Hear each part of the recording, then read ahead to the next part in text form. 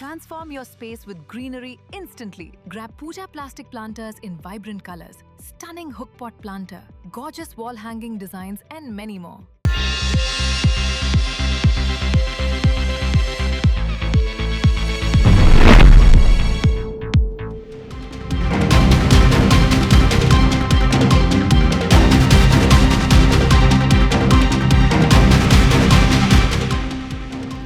नमस्कार, स्वागत है। आप देख रहे हैं टॉप 10 न्यूज। रात के 10 बजे बड़ी खबरें, दिन भर की इन सारी खबरों का पूरा डिटेल देंगे। शुरुआत जबलपुर से। मध्य प्रदेश में 27% ओबीसी आरक्षण के मामले में स्पेशल बेंच कल सुनवाई करेगी। ओबीसी आरक्षण से जुड़ी 91 याचिकाओं पर सुनवाई होगी। सुप्रीम कोर्ट ने मध्य प्रदेश हाई कोर्ट को ये सारी याचिकाएं लौटा दी। मध्य प्रदेश में 7 साल से कानूनी प्रक्रिया में ओबीसी आरक्षण का मसला उलझा हुआ है। ओबीसी आरक्षण 14 से बढ़ाकर 27% किया गया था, जिसको ये कहते हुए चुनौती दी गई कि कुल 50% से अधिक आरक्षण का नियम नहीं है। कई भर्तियों में बढ़ा हुआ ओबीसी आरक्षण देने पर हाई कोर्ट की रोक है और अब इसके बाद माननीय सुप्रीम कोर्ट ने सारी याचिकाएं लौटाते हुए हाई कोर्ट को कहा है, अब हाई कोर्ट इन पर सुनवाई करेगा। विजेंद्र पांडे हमारे साथ में जुड़ गए हैं। विजेंद्र, ऐसा लगता है कि अब शायद रास्ता निकले, लेकिन हर बार कोई ना कोई कानूनी पैंच इसमें जरूर नजर आया। बिल्कुल पुनीत, सही कह रहे हैं आप कि बीते 7 सालों से मध्य प्रदेश में बढ़ा हुआ जो ओबीसी आरक्षण का मामला है वो कानूनी पेचीदगी में फंसा हुआ है, कानूनी लड़ाइयों में फंसा हुआ है। सबसे पहले हाईकोर्ट में बढ़े हुए आरक्षण को चुनौती दी गई। तकनीकी आधारों पर ये कहा गया कि आरक्षण बढ़ाने के बाद ये अपनी अधिकतम सीमा 50% से पार हो गया है। कई भर्तियों में बढ़ा हुआ आरक्षण देने पर अंतरिम रोक लगी। सुप्रीम कोर्ट तमाम याचिकाओं को राज्य सरकार लेकर चली गई, लेकिन सुप्रीम कोर्ट ने कहा कि क्योंकि राज्य का कानून है तो उसकी संवैधानिकता को टेस्ट संबंधित राज्य का हाई कोर्ट ही करेगा। लिहाजा तमाम याचिकाएं सुप्रीम कोर्ट से फिर मध्य प्रदेश हाई कोर्ट भेज दी गई है। इससे पहले ये तमाम सुनवाई चल रही थी, लेकिन अब स्पेशल बेंच का गठन किया गया है और अब स्पेशल बेंच कल इस मामले पर सुनवाई करेगी। बहुत उम्मीद है इस मामले की कि फाइनल हियरिंग का दौर शुरू होगा और जल्द से जल्द ओबीसी आरक्षण पर हाई कोर्ट का जो वर्डिक्ट है वो सामने आएगा। फिलहाल कई भर्तियों में बढ़ा हुआ आरक्षण देने पर रोक है। 87-13 के फॉर्मूले पर भर्तियां हो रही है और ऐसे में सबको इंतजार है एक फाइनल जजमेंट आने का। उम्मीद की जा सकती है कि कल जब स्पेशल बेंच जो कि गठित की गई है इस मामले पर फाइनल हियरिंग शुरू करेगी तो किस तरह से फैसले की दिशा में कदम आगे बढ़ेगा, ये देखने लायक बात है। चलिए, उम्मीद यही है कि ये समाधान की तरफ जाए। अब तक ये मामला जो उलझा हुआ है कुछ सुलझ कर कोई ऐसी राह देखे कि जो इंतजार कर रहे हैं उनको भी इसका लाभ मिल पाए। हालांकि कई सारे लोग सालों से इसका इंतजार अभी भी कर ही रहे हैं। बहुत शुक्रिया आपका जानकारी के लिए।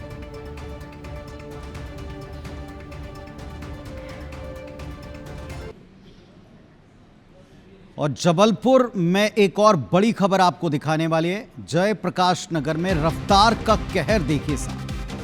कार ने स्ट्रीट वेंडर्स को टक्कर मारी। कार की टक्कर से 6 लोग जख्मी हो गए। सभी घायलों को अस्पताल में ले जाया गया, इलाज उनका चल रहा है। लेकिन जिस तरह के हालात हैं उससे चिंता बढ़ गई है कि बेलगाम रफ्तार किस कदर लोगों के लिए जानलेवा साबित हो सकती है। आरोपी चालक को पुलिस हालांकि गिरफ्तार कर चुकी है। इस केस में आधारताल थाने के जयप्रकाश नगर का मामला है। तो आधारताल जेपी नगर में इस पूरे मामले में आरोपी गिरफ्तार हो गया, लेकिन रफ्तार का कहर देखिए क्या स्थिति है। कार ने स्ट्रीट वेंडर्स को टक्कर मारी, 6 लोग इसमें चपेट में आकर घायल हुए।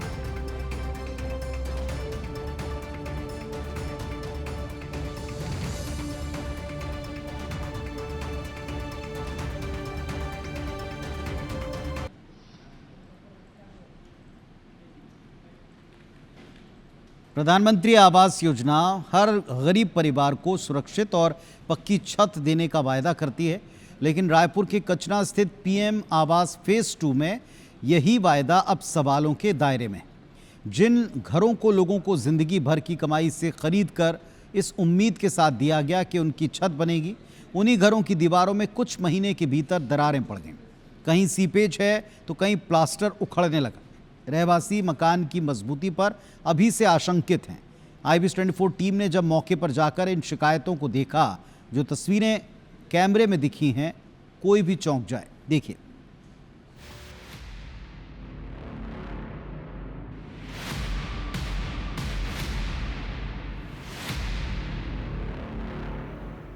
हर इंसान का सपना होता है अपना एक सुरक्षित घर। इसी उम्मीद के साथ कचना स्थित पीएम आवास फेज 2 में 1000 से ज्यादा परिवारों ने करीब 3,25,000 रुपए देकर अपना आशियाना खरीदा। लेकिन अब यही सपना चिंता और डर में बदलता नजर आ रहा है। कई मकानों की दीवारों में गहरी दरारें दिखाई दे रही हैं। कई घरों में सीपेज की शिकायत है तो कई जगह प्लास्टर उखड़ चुका है। रहवासियों का आरोप है कि तेज हवा चलने पर मकान हिलता हुआ महसूस होता है।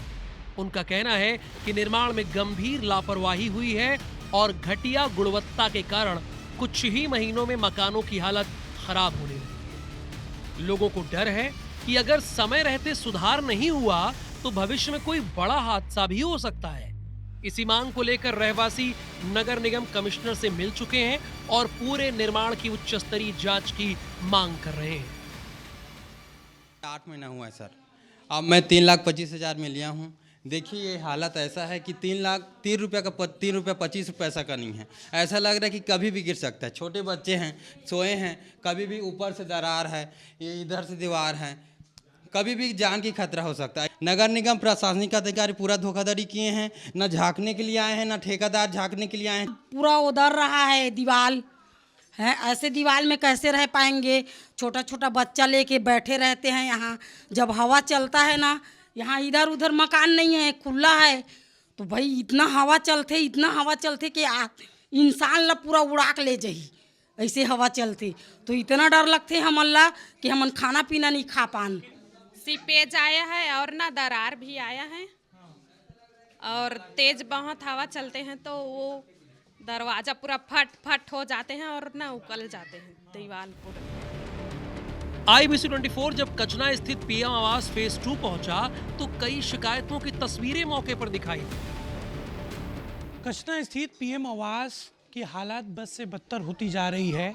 6-8 महीने पहले लोगों ने 3,25,000 रुपए में इस पीएम आवास को नगर निगम के जरिए खरीदा था।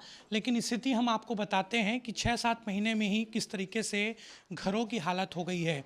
ये आप देख सकते हैं, कहीं पर इस तरीके से जो प्लास्टर है वो निकल रहा है, कहीं पर दरारें हैं। इसके साथ साथ लोगों को ये डर बना रहता है कि कभी बड़ा हादसा यहाँ ना हो जाए। यहाँ पर पूरी तरीके से सीपेज की समस्या घरों में आ रही है और इस तरीके की दरारें आमतौर पर सभी घरों में दिखी जा रही है।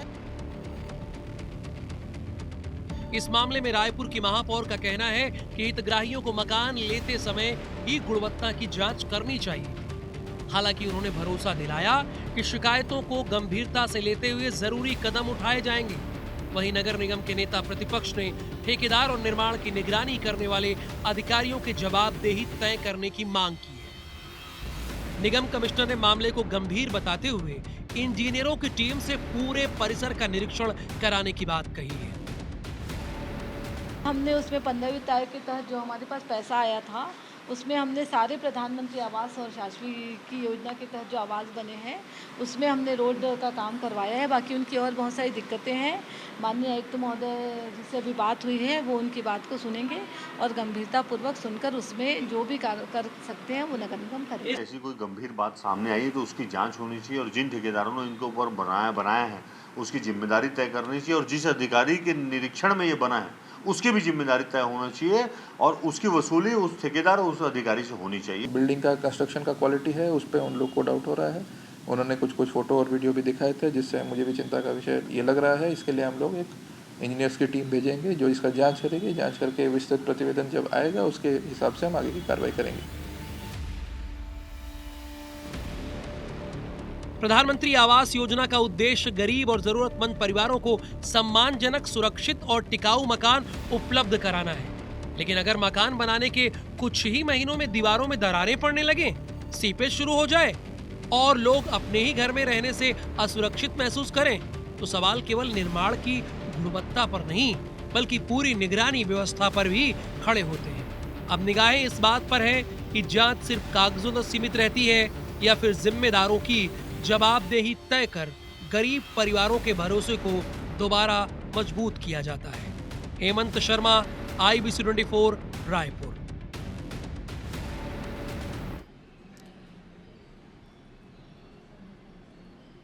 सरगुजा के सरकारी राशन व्यवस्था पर सवाल देखिए कि जिले में 73,000 से ज्यादा ऐसे सदस्य हैं जिनका आज तक ई-केवाईसी हुआ ही नहीं। उनके नाम पर हर महीने लाखों का चावल आवंटित होता है। राशन आखिर जा कहां रहा है किसी को पता नहीं। देखिए रिपोर्ट।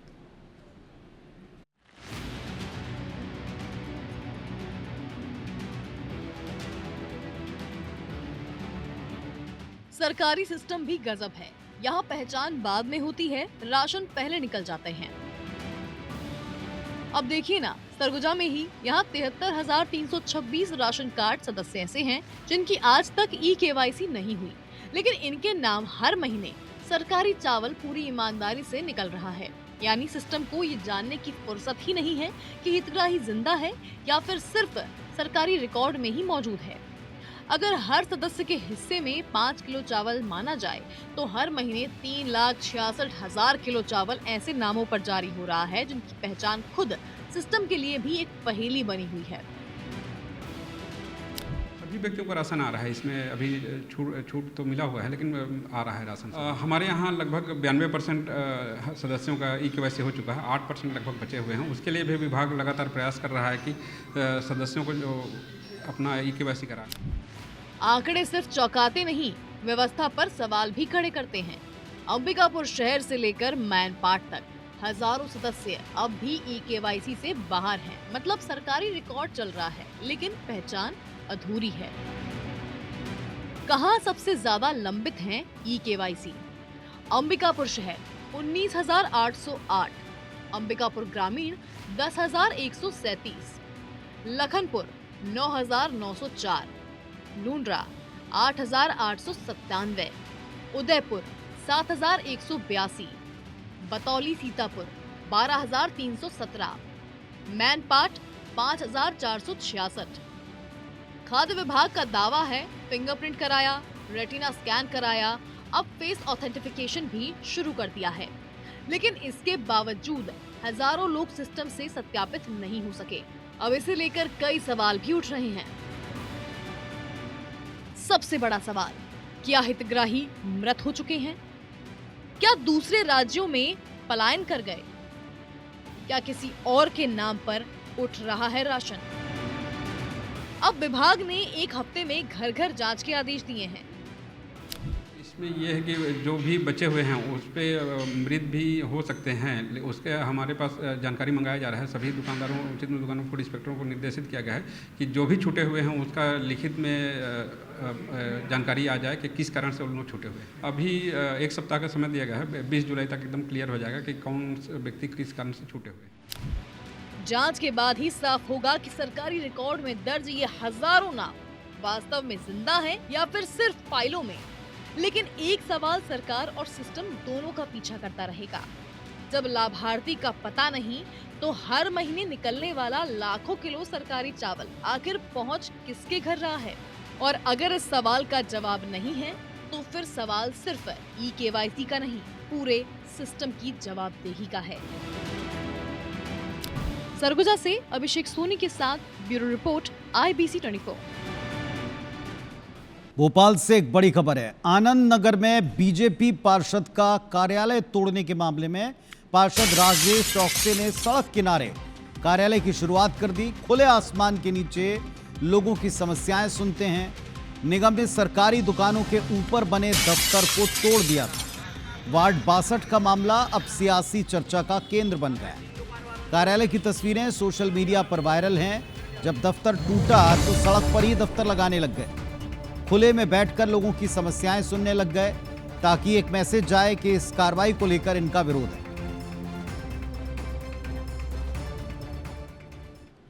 राम मंदिर चढ़ावा चोरी मामले को लेकर अयोध्या में हलचल तेज है। एक तरफ तो अधिवक्ता संघ सड़कों पर उतरकर प्रदर्शन कर रहा है तो दूसरी तरफ नए नए दावे और साक्ष्य भी सामने आ रहे हैं।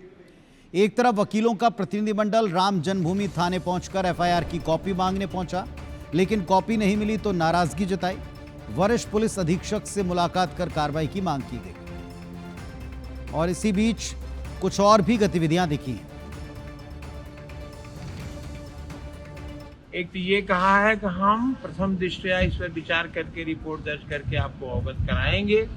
अन्यथा की स्थिति में विवेचना इसकी भी होगी और ये विवेचना का पार्ट होगा। आप उस विवेचना में शामिल रहेंगे, परिणाम जरूर। तो एक तरफ वकील मांग कर रहे हैं तो दूसरी तरफ जेल में बंद आरोपियों की कोर्ट में पेशी हुई। सेशन जज प्रतिभा नारायण की कोर्ट में सुनवाई की गई। 8 आरोपियों की न्यायिक रिमांड 14 दिन और बढ़ा दी गई, लेकिन वकीलों की हड़ताल से सुनवाई आगे बढ़ न पाई। 27 जुलाई को आरोपियों की अगली पेशी है।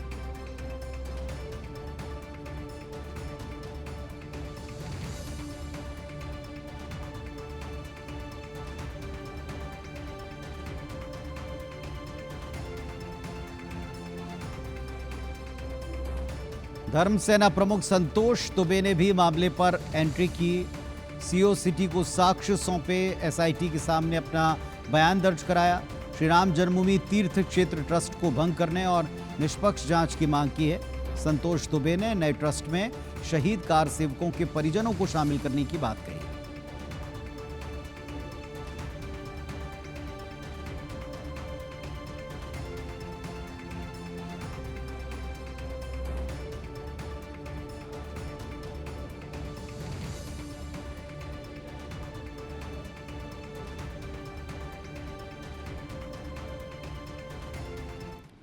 मध्य प्रदेश में प्रमोशन में आरक्षण मामले पर जबलपुर हाईकोर्ट में अहम सुनवाई की गई। हाईकोर्ट में पेंडिंग रहते राज्य सरकार द्वारा किए जा रहे प्रमोशंस पर रोक लगाने से फिलहाल हाईकोर्ट ने इनकार किया है। हाईकोर्ट ने साफ कहा कि वो इस मामले पर कोई अंतरिम आदेश नहीं देंगे, अब सीधे फाइनल जजमेंट ही आएगा। बड़ी बात यह है कि हाईकोर्ट के एक्टिंग चीफ जस्टिस विवेक रूसिया ने खुद को इस मामले की सुनवाई से अलग किया। हालांकि एक्टिंग चीफ जस्टिस के आदेश के बाद इस मामले की सुनवाई के लिए एक स्पेशल बेंच बना दी गई है, जिसमें जस्टिस विवेक अग्रवाल और विनय सराफ शामिल हैं।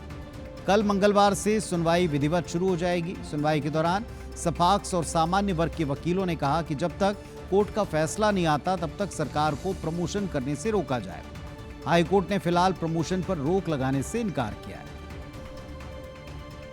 अंतरिम आदेश पारित करके जो फर्दर प्रमोशन है उन पर रोक लगाई जाए, तो इस पर उन्होंने लंबी अपनी बात रखी और बहस में आरवी राय केस का हवाला आया। उन्होंने कहा कि इस मामले को हम अपने आप को पृथक करते हैं और इसकी सुनवाई के लिए हम पृथक से बेंच गठित करेंगे और इसी हफ्ते वो पृथक से बेंच गठित करके और इसकी हो सकता है नियमित सुनवाई हो इसकी। तो फिलहाल टॉप 10 न्यूज में इतना ही, लेकिन IBS 24 पर खबरों अपडेट का सिलसिला जारी है। खबरों का फास्ट अपडेट, दिन भर की सारी खबरें बस अब से कुछ ही देर में।